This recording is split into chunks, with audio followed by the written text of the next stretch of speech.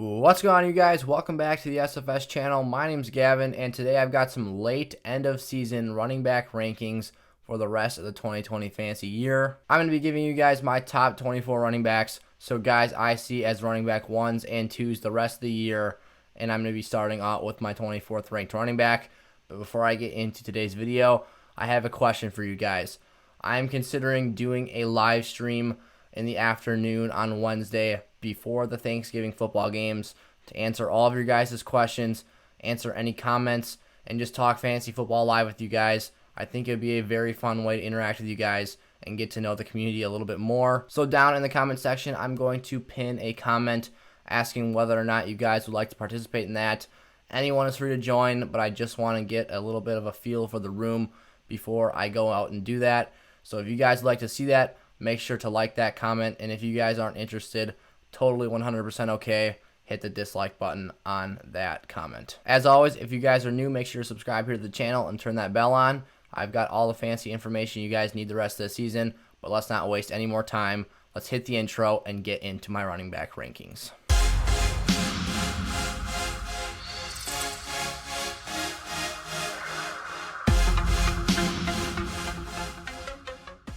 All right, we're going to start things off with number 24 here. Ronald Jones gets the last spot on my running back rankings list.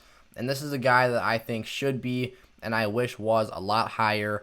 But Leonard Fournette kind of blew things up for him in that backfield this year and has really made Ronald Jones an unpredictable starter. I think in Fournette's absence, Ronald Jones proved that he has earned that job, yet Tampa Bay decides to continue to use him, and there's just a lot of guys in that offense. So Ronald Jones, I really like his talent, and I hope next season he can finally get that workload he deserves in a contract year. But right now, Ronald Jones is a low-end, unpredictable RB2 for me. At the number 23 spot, we've got J.K. Dobbins, the Baltimore Ravens rookie second-round pick at running back. And J.K. Dobbins is a guy whose talent I am very high on, and we are slowly starting to see him emerge on that team. I think J.K. Dobbins has a very nice role the rest of this season, and I think we will continue to see him used heavily. I wouldn't say J.K. Dobbins is a must-start player quite yet, but he is getting into borderline territory for that consideration. I really hope he continues to have success in that offense because I think this guy is going to be a very electric player in his career. Kenyan Drake at the number 22 spot is not a guy I'm excited about at all. He was a guy I faded in draft season and a guy I continue to fade throughout the rest of the season here. If your trade deadline has not arrived yet, I would sell him. I think there's a lot of better options out there. So Kenyan Drake, he gets a heavy volume week to week, but he's just not very productive with those touches. He's very inefficient, and at times it's a disaster. So he kind of needs a touchdown or an explosive play to be relevant at times. So for that reason, Kenyan Drake, even though he gets those workhorse numbers, is still lower on my list. I've been saying this all year. I wish Chase Edmonds was the starter in Arizona because I think their running game would be a lot more explosive, and I think he would be a guy much higher on this list. This one hurts a little bit. Joe Mixon at the number 21 spot is a guy I was super excited about here coming into the fantasy trade deadline, and then he got moved to the injured reserve, which makes him effectively useless for fantasy owners for at least 3 games. When a team moves you to the injured reserve, you are not eligible for the next 3 contests, and Joe Mixon has only served one of those games.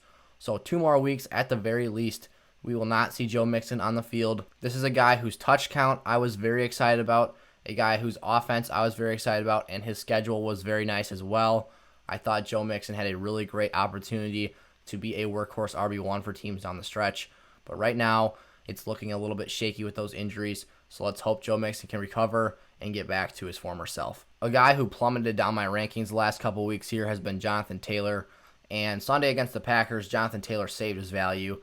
He kind of redeemed himself and had a breakthrough game. He had 26 touches against Green Bay and a very impressive outing, and he had a lot more touches that got called back for holding penalties against the Colts O-line. So Jonathan Taylor, I love to see him getting that heavy workload again. I think he's slowly starting to kind of pull back on Nyheim Hines' work. He is still going to be their passing down guy, but Jonathan Taylor caught some passes as well. I think this is a guy who can be trusted again going forward if he shows us one more week that he can get these numbers on a game basis. Todd Gurley at my number 19 spot is a guy who I was really low on coming into this season, and Todd Gurley has massively outproduced his expectations for me. I think a lot of other fantasy analysts out there. Really, what's been separating Todd Gurley from the rest of the pack has been his massive touchdown count that he's had so far this season. Todd Gurley has only went over 100 yards once this year and 60 yards twice, including that 100-yard performance. So the yardage just isn't there. They're resting him on series because of that knee, and they're giving some touches to Brian Hill, a healthy amount actually. So Todd Gurley, though, those touchdowns have been great for him, but the schedule the rest of the way is brutal. He is a touchdown-dependent RB2 play the rest of this year, and a guy I'm not excited about starting in your lineup. At number 18, we've got Raheem Mostert, and this is actually a guy who I could see being even higher in my playoff rankings. Raheem Mostert, when he was healthy early on this season, was putting up RB1 numbers. The only issue is that he just could not stay on the field. Seemed like he had a new ailment every other week, and he's ended up missing multiple games at a time, twice this season, I believe. So Raheem Mostert's health is definitely a big question mark and issue, but he has been excellent when on the field. So Raheem Mostert, I think, can get back to those numbers. I'm really glad they rested him against the Saints and through the bye week, because I think he'll be coming back at 100% and give some much-needed juice to that 49ers offense. At the number 17 spot, Austin Ekeler is another guy to watch out to have a surge on this list come playoff time. But right now, I think coming off an injury, it's reasonable to be cautious and manage your expectations when talking about Austin Ekeler. But this is a guy I am super excited to hit the field again. Austin Ekeler is a PPR monster and a guy who I think can be very dynamic in this backfield again. There has been a lot of injuries in that Chargers backfield, and I think Austin Ekeler easily surpasses Kalen Ballage on the depth chart and gets a lot of receptions and even some red zone touches back as well. Ballage has certainly been productive in his carries, but I think it's time for Austin Ekeler to resume his duties and become that RB1 that we all drafted earlier on this season. One of my favorite rookie running backs to watch this season has been Antonio Gibson, and that's why he's coming in here at my number 16 spot. This guy has broken out the last 3 or 4 games he's played and been excellent. His touchdown count has been up. He's been used in both the rushing and receiving facets of the game, and I think he's a very dynamic player. And for that Washington football team offense, this is the guy they can lean on and depend on to give them those numbers in the offensive aspect of the game. I think they are very good defensively, but they struggle on offense, and Antonio Gibson is that one piece of consistency and that solid spot on their offensive skill set that they can use to their advantage week in and week out. I expect Gibson's workload to continue to increase throughout the rest of the season and for him to continue to be a very productive player. I think Antonio Gibson is one of my favorite RB2s the rest of the season, and a guy who can maybe creep in and put up RB1 numbers the rest of the way. Kareem Hunt comes in here at running back 15 on my list, and Kareem Hunt is maybe one of the most talented running backs in the NFL, but obviously he is in that community and that timeshare with Nick Chubb, who is also one of the better backs in the NFL. That is a highly talented duo and a group of very, very good running backs. If Hunt had the backfield to himself, he's easily a top 5 play at the running back position. We all remember what he did with the Chiefs back when he was on his rookie contract. But Kareem Hunt since has still maintained his value because he has been a very productive receiving back. He has been very dynamic, and for a guy who is in an offense like the Cleveland Browns, who are a ground and pound smash mouth football team, Kareem Hunt benefits massively because there are so many touches to ground in that offense. Hunt is not going to see nearly the work that Nick Chubb sees the rest of the season, but he is still a very viable play and a guy I think is a very safe RB2 in PPR formats week to week. James Conner is my RB14, and he's a guy I wish I could put higher on this list, but for scheduling reasons, he just has to come down a bit for me. Conner's been dependable all year. He's had a few down games, but he has also had his very impressive performances as well. But like I said, that schedule gets really tough here. They play some really good fronts and have some very difficult matchups here that I think will slow down the Pittsburgh running game and force them to throw the football more. So James Conner, still going to get his touches. He's still going to be a workhorse, but I think that his explosive plays are going to come down a bit, and we're going to see a little bit lesser of an average yards per touch in that statistical category. So James Conner is a touchdown-dependent play at times the rest of the season. CEH, Clyde Edwards-Helaire here is my next guy up and my top RB2 for the rest of the season. And he's actually a guy I had much lower on this list, but after his 14-carry game against the Raiders on Sunday Night Football, I had to put him higher on this list. He was very impressive, had 2 total scores, and was very dynamic in that game. I've been saying this all year. Clyde Edwards-Helaire's problem has been the touch count and the volume he's receiving, not the talent. This guy is a true superstar. He can get it done through the air and on the ground, and is a very, very nice weapon in that Chiefs offense. But Clyde Edwards had his most touches since Week 7 against the Bills, where he had 26 carries. So I think he's a guy moving forward. His stock is up a bit right now. I'm hoping he can continue his success because he's a guy I'm a big fan of and would love to see put up high-level RB1 numbers the rest of the way. Now into my running back 12. This is the cutoff here where I start my running back 1s list. Those are my running back 2s that I just talked about. And my first guy up on the RB1 list for the rest of the season is Ezekiell Elliott, the Dallas Cowboys star running back. Zeke was certainly drafted higher than being an RB12 this season, but he's had some events that he can't really control, mainly injuries to the O-line and to Dak Prescott, his starting quarterback. But Zeke has looked very good the last week. Against Minnesota, he thrived and had a lot of rushing yards. I've been saying this since Dak Prescott got hurt. I think the way to save this Cowboys offense is ground and pound smash mouth football up front and just tell your guys to beat the man in front of them and run over them, because Zeke is a very talented and physical runner, and I think a guy who can control the pace of games, and that is what they did against the Vikings. They are also very effective through the air. Things open up in the passing game when you have an effective rushing attack, but I'm not quite sold on Zeke in that Cowboys offense yet. I would like to see them produce one more time before I can officially say Zeke is a guy I trust. His talent and pedigree in fantasy is what keeps him so high on this list, but I think that the rest of the year he still has some things to prove, and I think Thanksgiving will be a great opportunity on a national stage to see what the Cowboys are made of. DeAndre Swift is my next low-end RB1. I am super excited about this guy. He was in concussion protocol this week and did not suit up, so Adrian Peterson and Kerryon Johnson split some touches there. But I really hope DeAndre Swift can get healthy fast and suit up again this week safely. Coming into this season, I thought he was highly talented, and after I saw what he did against Washington, a very good defensive unit, this guy looks so explosive, and I'm completely sold on him. DeAndre Swift, after the catch, is one of the best running backs in the NFL and a super explosive talent. He's a little bit smaller, but a guy who runs hard and plays physical. I watched him make some really hard-nosed runs and finish off some plays, and one of those was on his touchdown. It was a very hard-fought score, and he definitely deserved it. DeAndre Swift is a guy I really like the rest of this season and can see winning some leagues for guys who acquired him for cheap at the trade deadline. My RB10 on this list is Chris Carson, the Seattle Seahawks lead back, and Chris Carson is simply a matter of if he can stay healthy or not, because when this guy is on the field, he's exceptional and an absolute beast and workhorse for the Seahawks offense. Chris Carson is not only a highly talented back and a very versatile guy who can do many things with the football in his hand, but he is in a very good offense as well. I mean, Seattle has one of the best quarterbacks in the game, in between Tyler Lockett and DK Metcalf. They can't really stack the box, even though that offensive line is a bit weaker.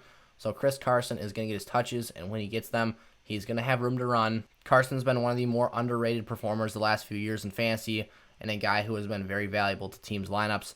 So I love him the rest of this season and can see Chris Carson doing big things when he comes back if he's able to stay healthy. Obviously, that injury risk gives him a bit of a shaky floor and some not so hot outcomes the rest of the season, but I like his upside if he gets back on the field. Josh Jacobs is my next guy up on the list this week, and he's actually outproducing my expectations right now. He's a player I expected to be in that 12 to 13 type range with a guy who was not catching many passes, so I thought his upside was kind of limited, and it really has been to this point. But the thing that is keeping Josh Jacobs alive in fantasy right now is that touchdown spike he's had the last 3 weeks. He has 4 in his last 3 games, and that is excellent for his fantasy value. So for that reason, I have to respect him and put him higher on my list this week. Jacobs hasn't been running crazy efficiently, only 55 yards on 17 carries on Sunday Night Football against the Chiefs, but he is still a guy, like I said, who is getting that workhorse load and getting in the end zone, so that saves his production, and he has even seen a couple targets per game the last few weeks as well. Jacobs is still a low-end RB1 for me, but he's a guy who, if he has a couple scores in a game, can go out and seal the deal for your team. At RB8 for the rest of the season, I have James Robinson, and for a guy who was a waiver wire pickup for virtually every team this season, what a heck of a player he has been. This guy has been excellent and probably one of the more consistent backs in fantasy football. I think his lowest fantasy output was like 6.5 points in half PPR scoring. This guy's been excellent all year long. He's been trustworthy week in and week out. I think James Robinson is one of the better and safer options in fantasy the rest of the season. He proved he can get it done against the Steelers, who are a very stingy opponent. The rest of the year for Robinson still looks a bit stingy in those matchups, but I think that he proved he can get it done and still have a safe floor against those teams. As of Week 12, CMC is my RB7 for the rest of the season. Before you guys hate on me too hard, this has nothing to do with the production he has when he's on the field, but more of a concern for me out of whether or not we're actually going to see him again this year. McCaffrey has been dealing with multiple aggravating injuries this season and has been slowed down significantly. He has missed a lot of time. And for a Panthers team that I'm not so sure is still in the NFC playoff race, I think that he might be in some jeopardy of being shut down for the season. The Panthers did win in Week 11, which I think certainly helps his case, but I'm not so sure it's still a guarantee for the team to want to keep him active and put his body through more wear and tear in 2020. As it stands right now, the Panthers are still only 4-7 and in third place in the NFC South, and with a division in the NFC like the NFC West with lots of contenders in that division, and they could honestly get all those wild card spots out of that division alone. I think the NFC South might be a wrap and look like it's going to the Saints or the Bucks, who are also competing for that spot in the playoffs. So I think Matt Rule and that coaching staff that's been highly conservative all year long and even rested Teddy B last week, I think they might pull a New York Giants from a couple years ago and shut down McCaffrey like they did with Saquon Barkley. Nick Chubb is my RB6 for the rest of the season, and this one was an easy pick for me. Chubb is going to see virtually 20-plus touches every game the rest of the way this year. He's an absolute workhorse, and if he can stay on the field, he is going to be used heavily in that offense. What keeps him from being a little bit higher on the list is the lack of passing involvement in that offense, because that is Kareem Hunt's job on the team. But I think Nick Chubb is a guy who can definitely break away explosive runs. This guy's got it in him. He's got breakaway speed and is very quick. So he's a guy with a big ceiling the rest of the year, regardless of the lack of pass volume in that offense. I think he is a top-end RB1 the rest of the season. My RB5 for the rest of the year is Miles Sanders, the Philadelphia Eagles running back. And the main thing holding Miles Sanders back from being a top fantasy producer is the Eagles' offense and organization. Carson Wentz has been miserable. He completely derailed Miles Sanders' value last week, throwing turnovers and just struggling offensively from top to bottom. I mean, Miles Sanders did fumble in the red zone on the Eagles' possession that probably would have made the difference in that game. But the weather was terrible. That game was a disaster, and Cleveland really controlled that game from the start to the finish, I thought. Sanders is one of the more elite talents in the NFL, and a guy who I think can get it done in a variety of ways. He's very explosive. We've seen him catch ridiculous passes in the last 2 seasons he's been in the league. So Miles Sanders, I really like him going forward. I think if the Eagles want to get on track and win the NFC East, they have to do it through him. Feed him the rock. This guy can do amazing things with the football in his hands. Miles Sanders is a top 5 running back the rest of the season. Aaron Jones is my RB4 on the list this week. And a couple weeks ago, this would have been a guy I would have put in my top 3. But I think we've seen some regression in his explosive runs here since that calf strain. So his ceiling has come down just a little bit. And I think that for reasons I'll get into in the next 3 guys here, that's why he is not in the top 3. But I think Aaron Jones still has a very safe floor. He is still highly used in the rushing game and receiving game. He still gets in the end zone and is a highly productive fantasy player. We have seen Jones be consistent week in and week out the last 2 seasons in fantasy football, and this is a guy who deserves respect as a top fantasy running back in 2020. Dalvin Cook rounds out the back end of my top 3 here for the rest of the 2020 season, and this is a guy who I gave the nudge to over Aaron Jones, despite the fact that I had him ranked lower just a couple weeks ago, for the simple fact that Dalvin Cook has seemingly become matchup proof. Over his past 4 games, since returning from his injury, we haven't seen Cook take fewer than 24 touches in a performance, and he has been excellent with all those touches. He had one of his quieter games against the Chicago Bears on Monday Night Football last week, and he was still able to produce RB1 numbers that you would hope to see out of almost any other guy on this list. I mean, Cook was highly involved in that game, and he was making plays happen. He ended up getting to a point where you could be satisfied at the end of the day. He didn't put up ridiculously crazy numbers, but he still put up numbers that for a floor, for a top 3 elite running back, you can be very happy with. So Dalvin Cook is a guy who is going to be highly effective the rest of the season. He's got a bit of a more difficult schedule than Aaron Jones does coming up here, but he's a guy who's shown at the end of the day he can overcome those matchups and still put up a highly productive fantasy outing. My running back to the rest of the season is Alvin Kamara, the Saints running back, and this guy might be the most versatile, dynamic, and effective offensive weapon in the NFL today. He might be the only player who can be literally irrelevant in the running game and still have 30.5 half PPR points in fantasy.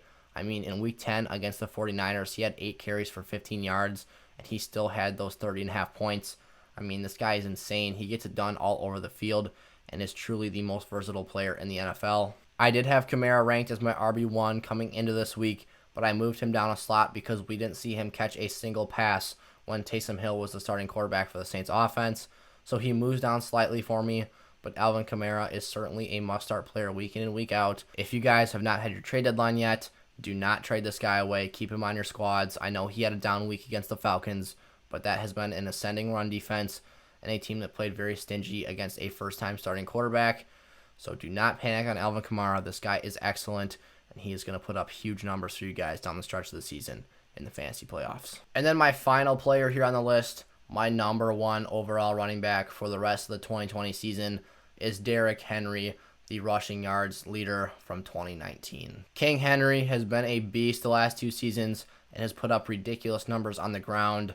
And Derrick Henry last week against the Ravens proved to me that he deserves this number one running back spot, because against a very stingy defense, a very good front seven, and a very good unit as a whole, he went over 100 yards and had a touchdown and continued to show that he owns that team in Baltimore. He capped the game off with a 29-yard rushing touchdown in overtime to win the game, and he reached 1,000 yards on the season already, and we are only at the 3/4 point of the season. So Derrick Henry is clearly a dominant running back. This guy has the best playoff schedule of any RB in the fantasy playoffs. You guys who are regulars here on the channel know that I love my running backs who are versatile and dynamic and get things done on the air and through the ground. But Derrick Henry, even despite being a running back that does not get high volume in the passing game, I don't think in this situation it matters. He is going to run so wild over those teams on the stretch of this season that he is going to put up ridiculous rushing totals and have ridiculous touchdown counts. I mean, he has the Packers and the Lions and the Jags. These are bottom of the league running defenses and teams that he can completely exploit. I could see him going over 200 yards multiple times between those 3 games and even having multiple score games in them. So Derrick Henry is my number one running back for the rest of the season for those reasons. So if you guys are matched up against Derrick Henry in the fantasy playoffs, I'm sorry for you. This guy is in for a massive end to the season. He might repeat as the rushing king again in 2020.